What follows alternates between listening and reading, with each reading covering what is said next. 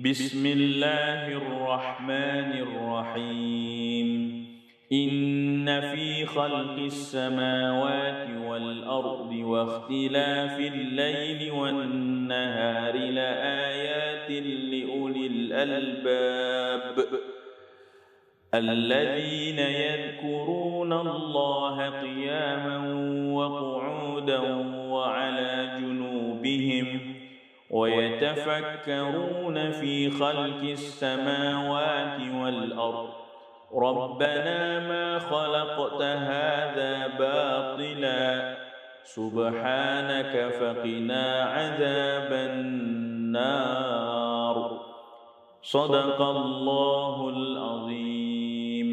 Alhamdulillah.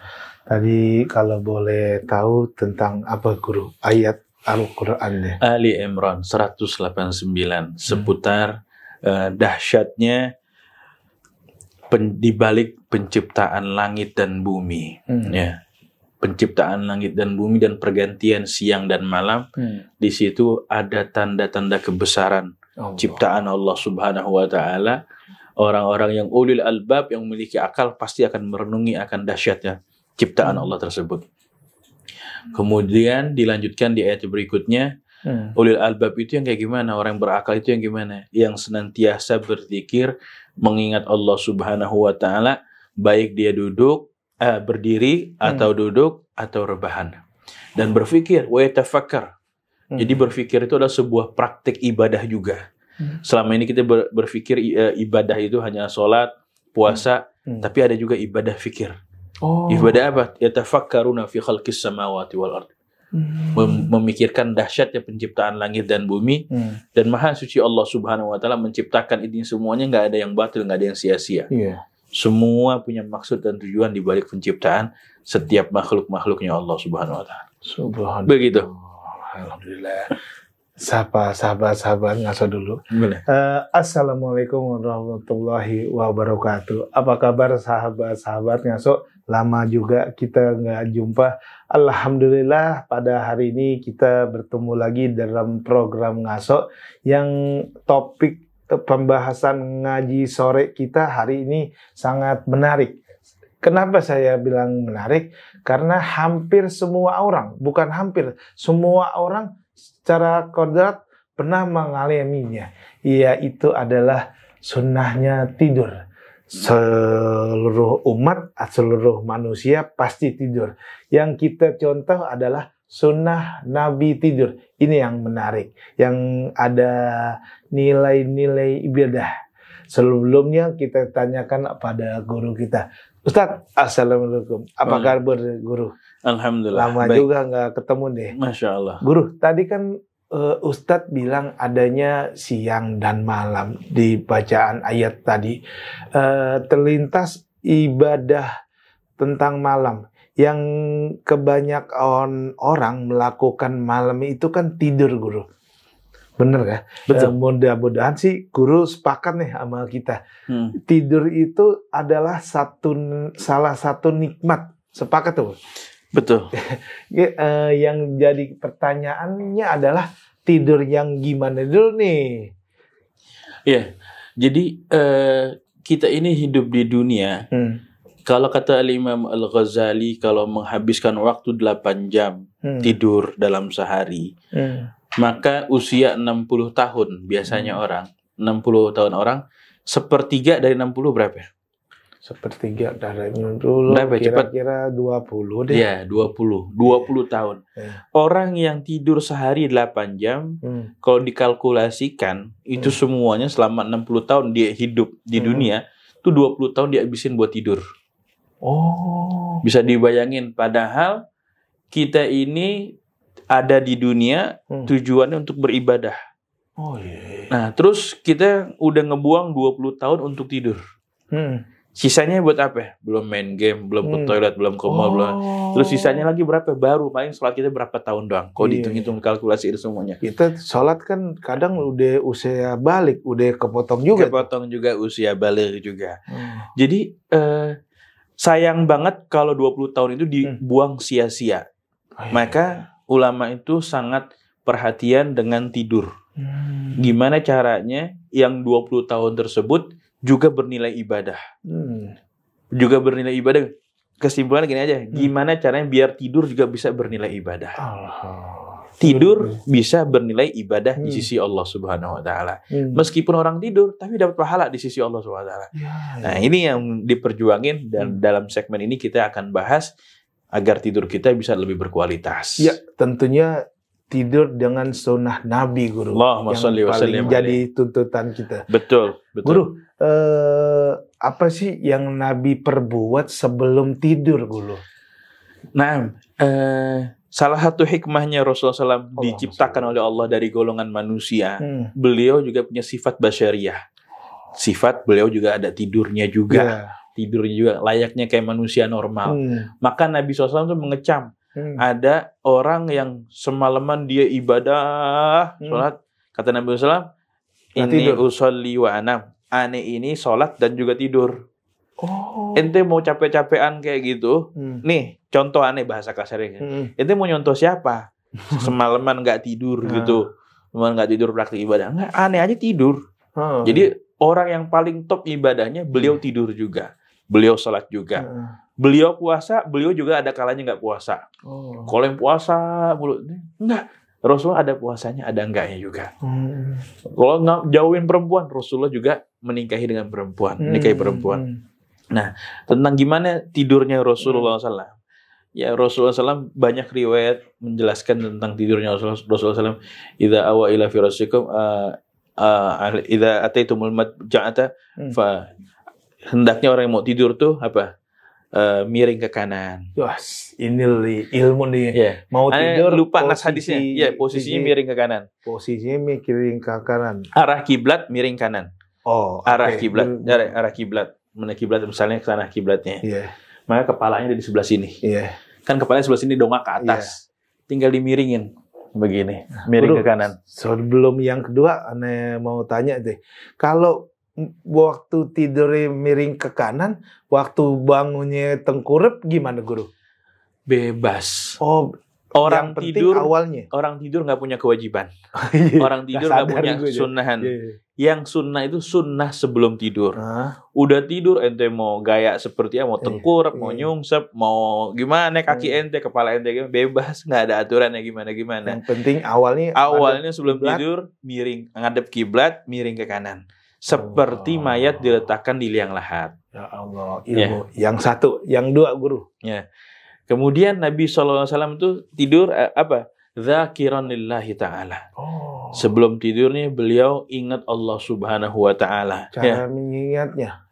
Aneka macam zikir. Mungkin selama ini kita hafal doa yang dari TK Bismikallahumma ahya wa bismika amut. Selesai itu doang? Enggak. Ada zikir-zikir yang lain. Allahumma inni aslamtu nafsi ilaik wa wajjahtu wajhi ilaik wa fawwadtu amri ilaik wa alja'tu zahri ilaik raghbatan wa rahbatan ilaik la malja wa la manja minka illa ilaik amantu bi kitabika alladhi anzalta wa bi nabiyyika alladhi arsalta. Itu ada riwayat doa sebelum tidur juga riwayatnya demikian. Ada juga riwayat yang lain. Allahumma aiqizni fi ahabbis sa'ati ilaik. Ya Allah, bangunin aku di waktu yang paling kau cintai. Dari mau tidur aja udah niat mau bangun lagi. Iya, betul. Jadi orang an-naumu akhul maut. Tidur itu saudaranya kematian. Mirip orang tidur itu kayak lagi training mau jadi mayat, jadi jenazah. Nah, nanti dia mati itu dia nggak sadar, tidur pun juga nggak sadar. Maka kayak begitu. Dia zikir, ada juga pesan dari Rasulullah SAW. Sebelum tidur membaca tasbih, tahmid, tahlil, dan juga takbir. Mengingat Allah. Subhanallah, subhanallah, alhamdulillah, Allahu Akbar, 33. Sampai tutup la ilaha. Nah, itu riwayat juga. Ada juga yang ketiga, Guru. Ada sebelum ini zikir, masalah zikirnya lagi, masih zikir lagi, bacaan lagi. Ada juga lagi zikir, kita disuruh untuk membaca surah Al-Ikhlas, surah Al-Falaq, surah An-Nas, Al-Ikhlas, Al-Falaq, surah An-Nas.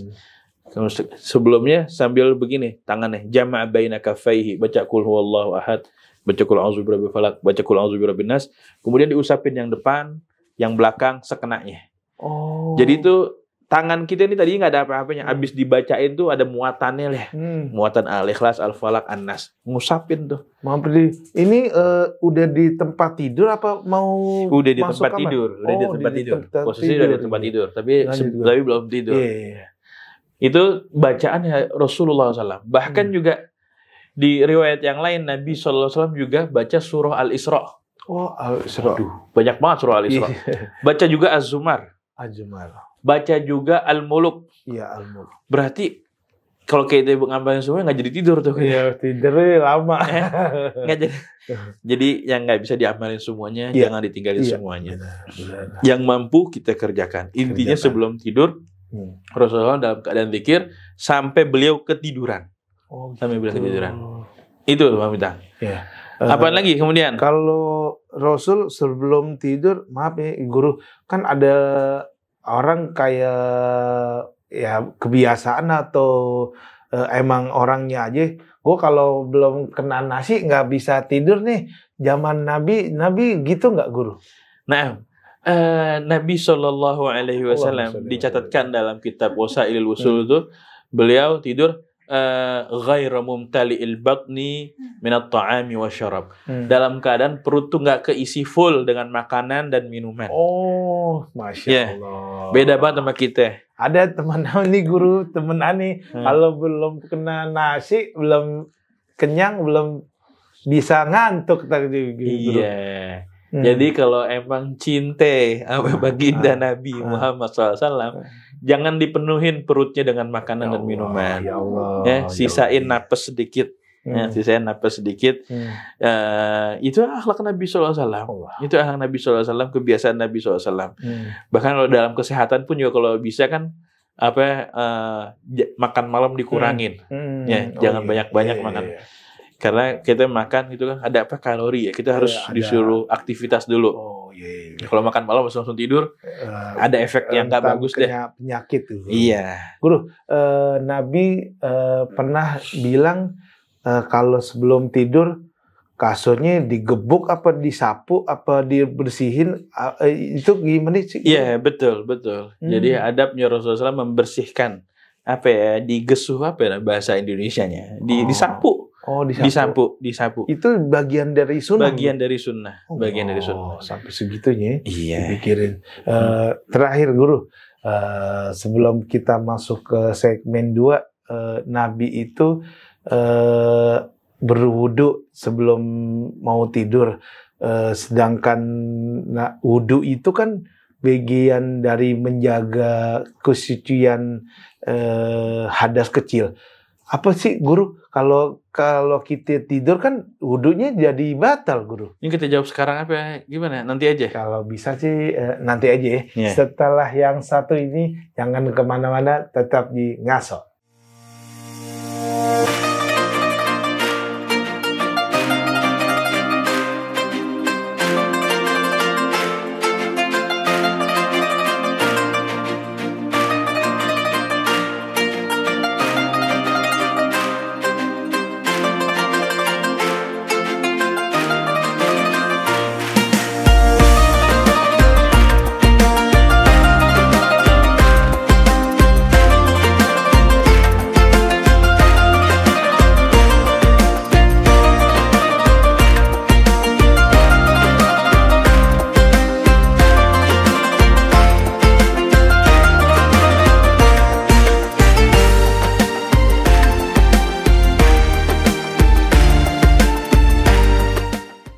Assalamualaikum sahabat-sahabat Ngaso. Tadi di segmen 1, kalau yang ketinggalan bisa diulang. Kalau yang mau denger masih ada ilmunya nih. Kalau bisa sih bawa catatan. Ini ilmu semua. Sebelum kita masuk ke pertanyaan berikutnya, Ana mau coba flashback di pertanyaan tadi yang segmen 1. Itu Rasul kan suka sholat malam. Rasul kan suka qiyamul lail. Rasul kan suka ibadah malam. Itu sebenarnya jam ideal yang bisa kita tiru itu jam berapa Ustaz tidurnya? Tidurnya Rasul. Jadi diungkapin bahwa kana sallallahu alaihi wasallam yanamu awwal lail adalah baginda Nabi SAW tidurnya di awal malam. Oh, awal malam. Awal malam. Jadi beliau tidurnya cepet. Kalau udah nggak ada urusan lagi, tidur deh. Oh, jangan tuh, begadang. Kalau nggak ada urusan, tidur. Iya. Jangan main game maksudnya. Ya, iya. Gitu. Jadi langsung tidur. Wa yastayqizu fi awwalin nisfis tsani.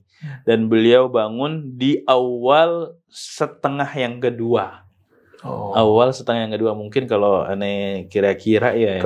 Pakai jam kalau kita sekarang? kira-kira mungkin bangsa jam setengah 2, jam 1. Allah. Jam setengah 2, jam 1. Ya kan? Di sepertiga malam akhir. Sepertiga malam akhir itu kan awal-awal itu. Kalau kita nggak mampu di situ, paling nggak di sepertiga malam akhirnya. Kan kalau sepertiga malam akhir mungkin dari jam setengah 2, jam 1 gitu ya. Nggak mampu kita nih.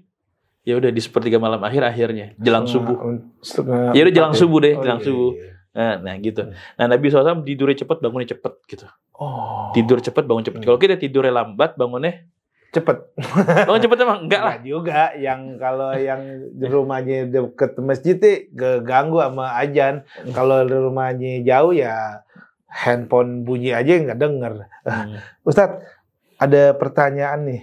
Boleh nggak sih tidur tanpa busana? Secara sunnah, bukan artinya mau porno ya. Ini kita kaji ilmunya. Bahkan ada yang rumahnya sempit, hawanya panas, itu melakukannya jadi tradisi. Bahkan ada yang bilang, gua nggak bisa kalau tidur pakai baju. Itu gimana sih, Ustadz? Gimana ya? Aneh kurang tahu detail dalilnya ya. Kurang tahu detail dalilnya. Tapi dalam riwayat Nabi SAW juga pernah tidur di atas kasur sampai di atas tikar sampai membekas ke badannya. Membekas ke badannya. Terus kalau misalnya kita perhatiin, gimana boleh nggak tidur tanpa baju gitu ya? Selagi misalnya kalau tidurnya di tempat umum, di tempat umum adabnya tetap tertutup. Meskipun bukan bagian dari aurat. Apalagi auratnya. Apalagi auratnya. Tapi kalau balik ke hukum, boleh nggak? Boleh aja. Mubah aja. Mubah. Orang mau tidur tanpa pakai baju atasnya, maka boleh aja. Ustaz, pertanyaan selanjutnya, boleh nggak sih tidur bersama-sama? Bahkan ada sahabat saya yang rumahnya di ruang tamu di situ, makan di situ, kumpul keluarga di situ juga. Bahkan kalau mau ngerjain sesuatu juga di situ. Itu dijadikan tempat tidur juga secara satu keluarga. Hukumnya boleh nggak sih Ustadz ngumpul gitu tidur? Kalau aneh bilang nggak boleh, nanti yang rumah kayak begitu gimana? Dia nggak jadi tidur dong. Tidurnya shift-shiftan. Aneh tidur jam segini, aneh tidur jam segini. Jadi kalau emang keadaannya seperti itu, maka nikmatin fasilitas yang ada. Dia tidur bersama, tidur bersama. Cuman tetap jaga adabnya. Laki dengan perempuan dipisah.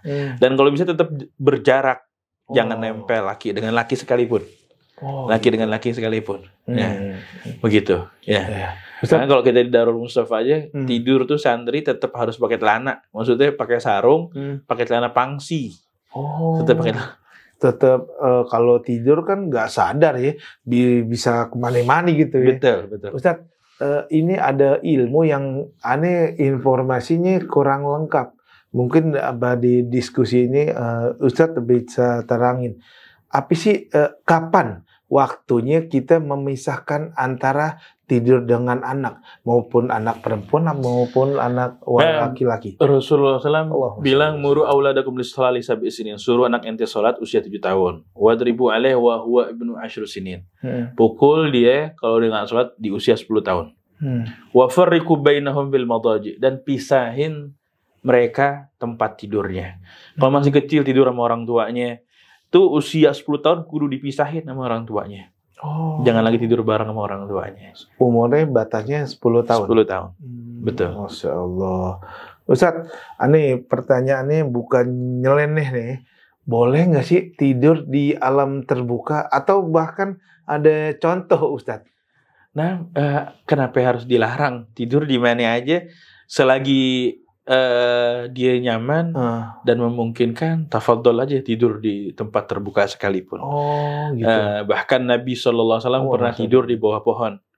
Beliau menggantungkan pedangnya di atas dahan pohon gitu. Lagi tertidur, Nabi SAW dibangunin sama seseorang. Orang tersebut udah megang pedangnya Rasulullah SAW. Ditodongin Rasulullah SAW. Man yamna'uka minni? Siapa yang bisa menghalangiku dari pedang yang aku pegang ini? Artinya bentar lagi kau Muhammad bisa aja mati ditodong. Ya, Nabi SAW tidur di alam terbuka kan itu, di bawah pohon. Ya, kata Nabi SAW jawabnya Allah. Beliau jawab Allah. Pedangnya jatuh dari tangan orang tersebut. Pedangnya jatuh, ini orang kaget gitu ya. Ketika Nabi SAW nyebut nama Allah, yang bisa menghalangi hanyalah Allah SWT. Maka langsung jatuh itu pedangnya dari tangan orang tersebut, dibalikin lagi sama Rasulullah. Pedangnya diambil. Kalau begitu sekarang siapa yang bisa ngalangin pedang untuk jadi dibalikin lagi sama Rasulullah SAW.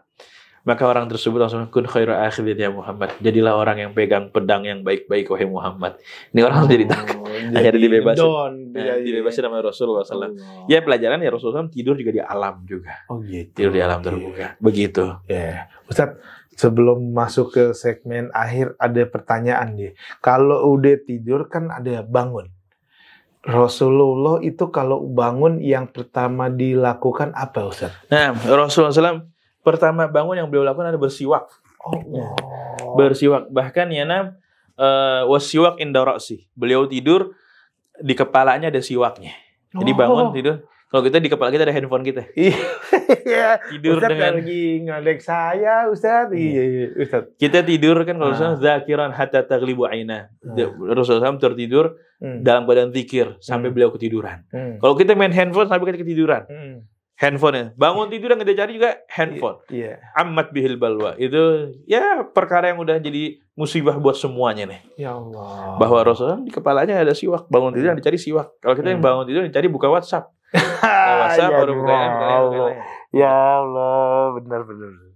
Ustaz, tadi sebelum Ustaz tutup segmen 1 ada utang satu. Apa gunanya mau tidur berwudu? Sedangkan kalau wudu itu kan menjaga hadas kecil. Salah satu yang membatalkan wudu kan tidur. Gimana sih penjelasannya, Guru? Nah, sunnah sebelum tidur dengan wudu dulu. Ya intinya sebelum tidur adanya wudu. Dia rebahan. Kalau dia rebahan kemudian dia batal, bukan berarti dia wudu lagi kemudian dia tidur lagi. Terus habis itu dia ketiduran bentar, tidur berarti batal wudu, dia wudu lagi. Enggak. Artinya sebelum tidur ada wudu dulu. Perkara nanti dia batal dan sebagainya ya udah lanjut, nggak masalah. Diungkapin orang yang tidur dalam keadaan berwudu itu urija bi ruhi ila sama. Ruhnya bakalan dimi'rajkan ke langit wa kutiba musalliyan, ditulis sebagai orang yang sholat hatta yastaqir, sampai dia bangun dari tidurnya. Jadi orang yang tidur dalam keadaan berwudu, artinya sebelum wudu dulu, itu rohnya mi'raj ke langit dan dia sholat kutiba musalliyan hatta yastaqir, sampai dia bangun. Gitu. Jadi ya betul tidur membatalkan wudu, tapi tetap disunnahin sebelum tidur adanya wudu dulu. Masya Allah. Begitu. Ada tidur yang nggak membatalkan wudu, ya tidur yang mumakinin maka ada tuh minal ard, yang tidur yang mohon maaf bagian pantatnya ini nempel di lantai gitu ya. Kemudian ya udah dia nggak bergerak, maka sekalipun dia tidur matanya terpejam, sah wudunya tetap dalam keadaan tidak batal. Makanya kita mendengar karamahnya Syekh Abu Bakar bin Salim 40 tahun beliau sholat subuh pakai wudu isya. Ya, beliau mungkin tertidur ghafawat. Cuman pejaman-pejaman mata doang singkat, tapi tetap dalam keadaan terjaga tidak membatalkan wudu. Ya, masalah tidur wudu itu ada pertanyaan dari netizen, Ustadz. Kenapa orang yang tidur pas khotib Jumat batal wudunya, Ustadz? Ada informasi yang kurang lengkap apa ana yang kurang ilmu? Bukan orang yang tidur pas lagi khotib Jumat batal wudunya. Tergantung bagaimana keadaan tidurnya. Kalau dia tidur sampai begini nih. Ya, kepalanya goyang-goyang dan sebagainya, keangkat bagian pantatnya, batal wudunya. Tapi kalau dia tidur dalam tetap cool, misalnya begini, ya, tetap kadang duduk sila atau duduknya nggak bergerak, itu nggak batal wudunya, nggak batal wudunya. Tapi kalau tidur sampai ya keangkat, kedengeran suara ngorok, apalagi, ya itu udah batal wudunya. Apalagi sampai maaf ya, air liurnya keluar, batal. batal deh. Masya Allah, jadi tahu nih. Enggak, tapi patokannya bukan di air liur ya. Patokan itu di gerakan. Mohon maaf, kadang orang kalau kentut tuh gimana sih? Kentut tuh orang pasti miring dikit kan? Iya. Miring dikit. Nah, itu orang kentut tuh begitu tuh. Tapi kalau orang kentut begini susah keluarnya. Susah. Biasanya orang susah keluar. Tapi kalau dimiringin dikit, nah itu kentut. Nah, sama halnya gitu juga. Kebukanya itu berpotensi membatalkan wudhu ketika dia bergerak ke depan atau ke belakang, keangkat bagian pantatnya. Dan itu berbeda hukumnya dengan Rasulullah SAW. Rasulullah SAW, tanamu aina walayana mugalbah. Matanya terpejam, tidur, tapi hati tetap terjaga. Maka nggak batal wudunya Rasulullah SAW. Beliau mau tidur kayak gimana pun juga nggak batal wudunya. Mohon maaf, sampai kalaupun beliau sampai ngorok sekalipun, itu tetap nggak batal wudunya. Khususnya bagi Rasulullah SAW. Masya Allah. Gitu. Sahabat-sahabat ngaso, itu dari segmen 1 kita udah dapat ilmu tentang tidur. Segmen 2 ada pertanyaan tentang seputar tidur. Yang segmen 3 sebelum masuk ke kesimpulan dari 2 segmen ini, kalau bisa dibikin modul, dicatat, diterapin. Mudah-mudahan tidur yang Ustadz bilang tadi, tidurnya salah satu cara ngimpi Nabi. Kita kembali setelah yang satu ini. Jangan kemana-mana.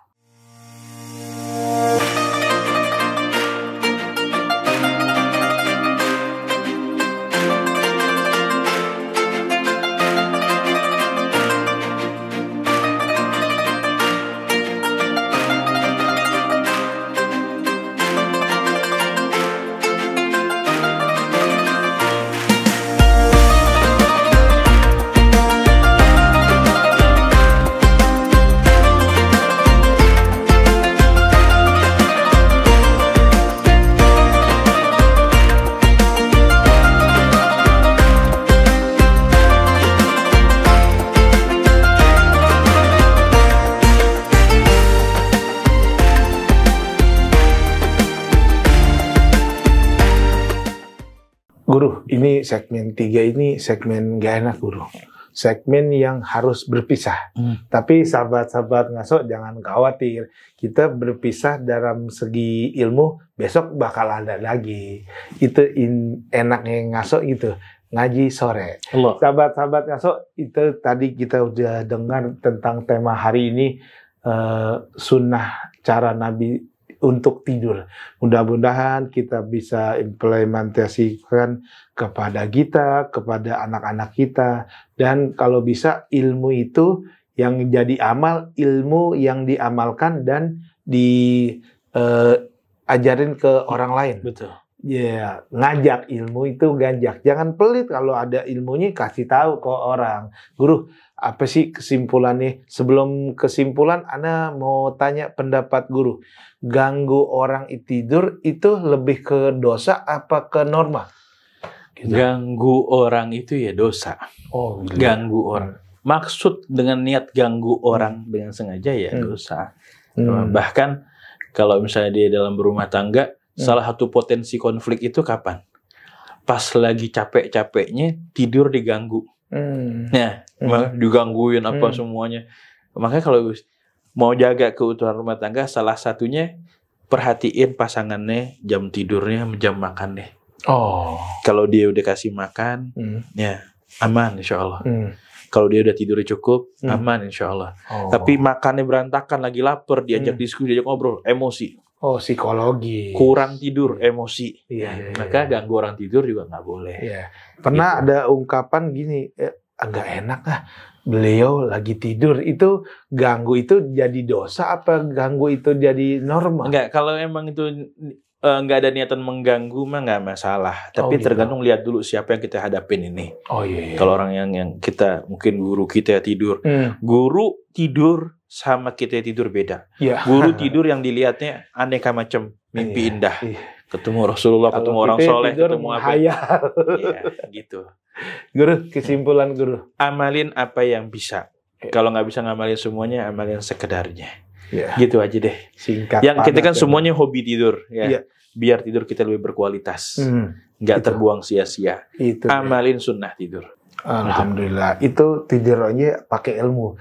Sahabat-sahabat Rasul, waktu juga yang memisahkan kita, jangan sedih, kita akan berjumpa pada episode selanjutnya. Saya pamit undur diri, wassalamualaikum warahmatullahi wabarakatuh.